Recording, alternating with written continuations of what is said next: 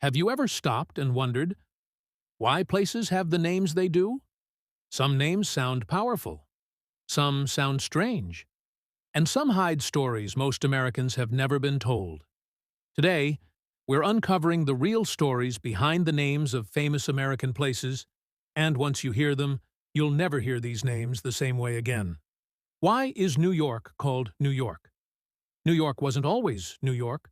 Originally, this land was settled by the Dutch, and they called it New Amsterdam. But in 1664, the British took control, and King Charles II gave the colony to his brother, the Duke of York. To honor him, the city was renamed New York. So New York isn't named after exploration or geography. It's named after royalty and power. A reminder that history isn't just written by explorers. It's written by whoever wins. Why is California called California? This one sounds like it should be Native American, but it's not. The name California comes from a 16th century Spanish fantasy novel. In the story, California was a mythical island ruled by warrior women and filled with gold. When Spanish explorers reached the west coast, they believed they had found that legendary land. So they named it California, a place born from imagination before it became reality. A state named after a myth that actually became rich. Why is Silicon Valley called Silicon Valley?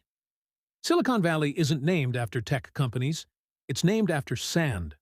Silicon is the key material used to make computer chips, and the region became famous in the 1950s and 60s for producing silicon-based semiconductors.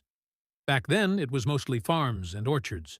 No apps, no startups, no billionaires, just engineers experimenting with tiny pieces of silicon that ended up changing the world.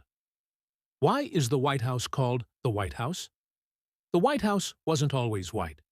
After British troops burned it during the War of 1812, the building was repainted with thick white lime paint to cover fire damage. Over time, people simply began calling it the White House. The name stuck.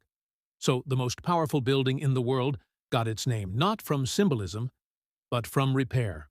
Sometimes history's biggest symbols come from the simplest fixes. Names aren't random.